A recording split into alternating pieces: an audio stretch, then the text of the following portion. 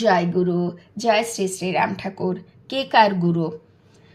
লেখক লিখছেন, আমার জীবনেও এমন একটি শিক্ষা পেয়েছি। সেদিন ছিল ঈদ, কলেজ বন্ধ, বাসায়ও ছাত্রছাত্রীর পড়া নেই, অলস সময় কাটছে।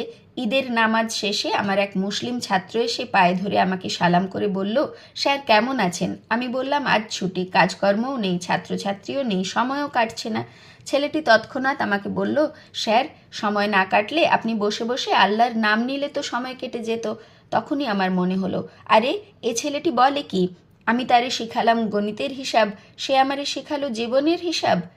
জীবনের মূল্যবান সময় অহেতুক অপচয় না করে ভগবানের নাম সুধা আস্বাদনের চেতনাই ছাত্রটি আমাকে দিল।